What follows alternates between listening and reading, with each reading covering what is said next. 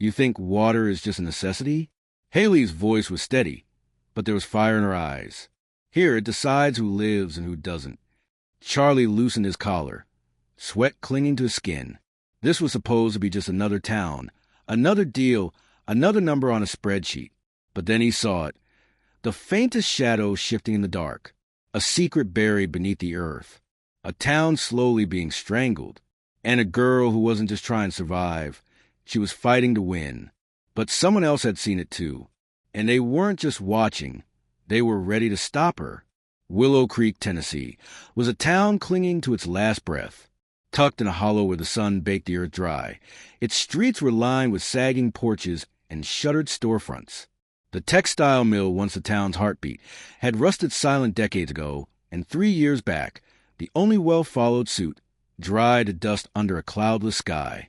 For 26-year-old Haley Bennett, survival meant 10 daily treks up a brutal, boulder-strewn hill to a faint spring, her arms straining under dented buckets, sloshing with water for her and her 6-month-old daughter, Lily. Her shifts at Ruby's Diner, 4 hours of wiping tables and dodging leers, paid just enough for formula and a leaky roof. She'd once dreamed of nursing school, a stethoscope around her neck, but that vision shattered when Lily's father, Jake Rollins, bolted 8 months ago, leaving her pregnant and hollowed out. Ruby's was a grease-stained sanctuary. Peeling linoleum, a jukebox that hadn't sung since the 90s, and the tang of burnt hash browns. On a stifling Thursday in late August, the door's bell jangled, and Charlie Caldwell stepped inside. At 38, the CEO of Caldwell Ventures carried the polish of Nashville's high-rises in his tailored suit and sharp blue eyes. He'd come to Willow Creek chasing a deal, land for a string of luxury eco-retreats to lure wealthy tourists. But as he nursed a tepid coffee, his gaze snagged on Haley. She moved with a quiet, bone-deep resilience, balancing plates and forcing smiles for stingy regulars. She didn't see him watching, but Charlie saw a spark, something raw and unyielding. He returned daily, a silent fixture at the counter, until he couldn't resist. "Rough day?" he asked, voice smooth as he leaned on his elbows. Haley snorted, wiping sweat from her brow. "Rough everything." She didn't mean to unravel. Lily's cries, the endless hill, Jake's ghost, but Charlie's steady presence coaxed it out.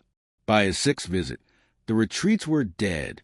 He pitched a new plan to his team. Revive the mill for jobs, fix the water system, turn Willow Creek into something alive again. Haley, without knowing it, had rewritten his blueprint. Charlie wasn't an altruist. He'd clawed his way up through cutthroat deals, leaving bruised egos in his wake. But Haley stirred an unfamiliar ache. Respect, maybe something softer. The next morning, he rolled up to her Clabber rental in a dusty F-150, shedding his jacket. "Let's see this hill," he said, grinning. She hesitated, then led him up halfway. He tripped, water splashing his press slacks, and she laughed, a sound that hit him like sunlight. "You're a tank," he panted, awed. "Tougher than anyone I know." That night, he drove her an hour out to La Bella Vita, a candlelit Italian spot where no one knew her name. Over fettuccine and a second glass of Pinot, he leaned in. "I'm falling for you, Haley. And I'm fixing this town not just for you, but because you make me want to." Her fork froze midair. A man like him, moneyed, magnetic, didn't fit her jagged life. Yet his eyes held no games, and she felt a crack in her armor. Trouble, though, was brewing. Charlie's ex-CFO, Miranda Pierce, a viper in stilettos, had been plotting since he fired her for siphoning company cash 2 years back. She caught wind of his shift via a boardroom leak and saw her opening. She partnered with Willow Creek's mayor, Dwight Kessler, a sweaty crook who'd funneled well-repaired funds into a Cayman account. Dwight had a side hustle with timberline logging. Clear the forest for Charlie's resorts. Split the profits. The mill and water system threatened that gold mine. Miranda cornered Charlie outside his motel at dusk, her voice ablade. "You're torching millions for a waitress? The boar will eat you alive." He shrugged, but her words festered. Dwight, meanwhile, choked the water project with fake permits and rigged inspections, chuckling as Haley's bucket stayed full. Haley felt the shift. At Ruby's, gossip swirled.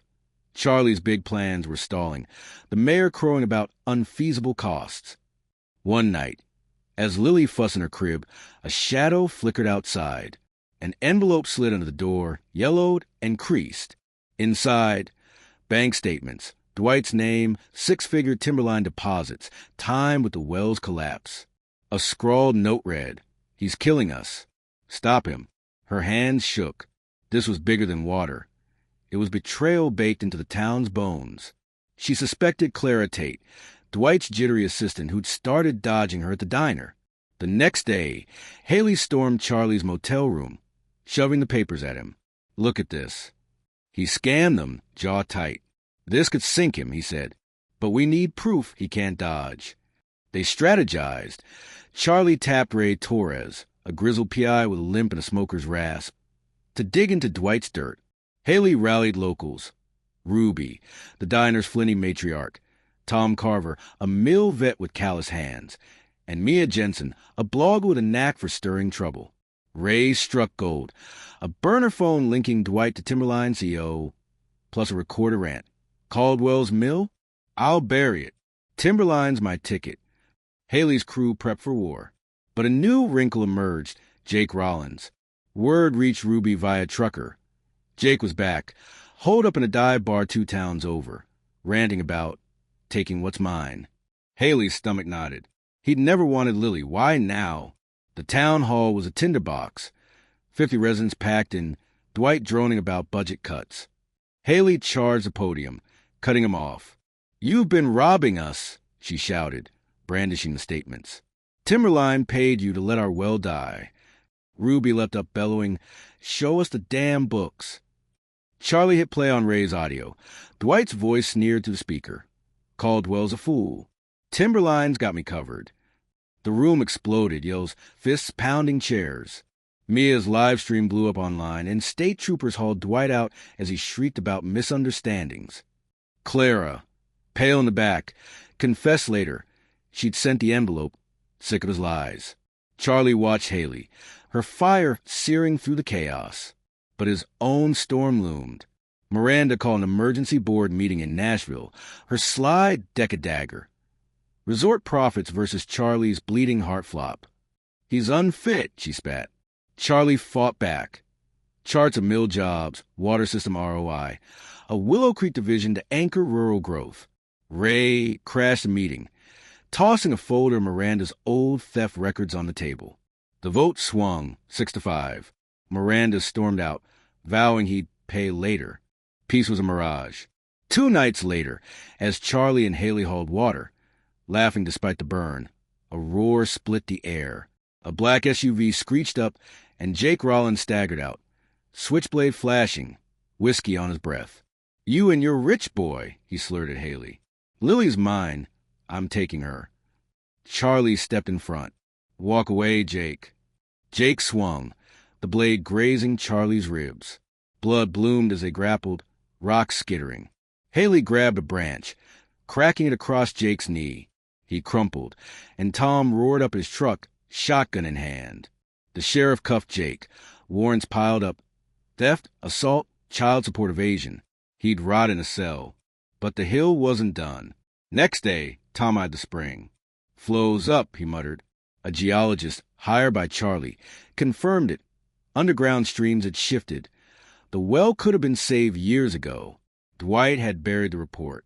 Then Mia dug up a bombshell. Timberline wasn't just logging. They'd been dumping chemicals, poisoning the aquifer. The well's death wasn't natural. It was murder. Lawsuits loomed, and Charlie pledged Caldwell Ventures' legal muscle to sue. A new player emerged. Lena Holt, a wiry hydrologist Charlie hired to map the water fix. She uncovered a twist. The spring tied into a vast aquifer, untapped and pristine. If harnessed, it could supply half the county.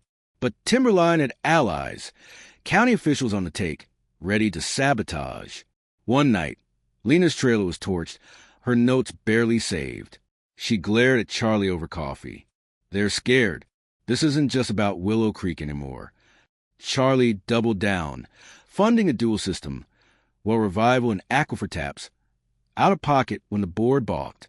Haley took lead on community outreach, rallying locals to guard the project. Tension spiked. A Timberline thug raised tires, and Mia's blog got hacked. But the town fought back. Tom rigged floodlights at the mill.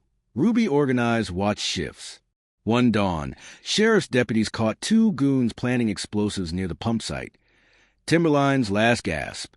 They sang, implicating the county brass. By late spring, Willow Creek thrummed. The mill's loom spun, employing 60 locals. Tom, Clara, even Mia's brother, a quiet kid fresh out of juvie. Charlie's millions birthed a water grid. Pipes from the well, tanks from the aquifer, finished under Lena's hawkish eye. Haley quit Ruby's, stepping into a partnership with Charlie's new division. She'd oversee jobs and health programs, starting online nursing classes with his backing. Lily toddled now, her giggles a soundtrack to progress. One April dusk, they stood atop the hill, no buckets, just the hum of pumps below. Charlie, bandaged ribs healed, slid an arm around Haley and Lily. "I came for profit," he said, voice rough. "Found a purpose." She pressed into him. "We rebuilt this together." The town wasn't perfect. Timberline's fallout lingered. Some resented Charlie's shadow. But water flowed, roots deepened.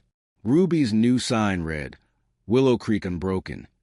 As moonlight silvered the hill, Haley saw not an end, but horizon, hard-earned, shared alive.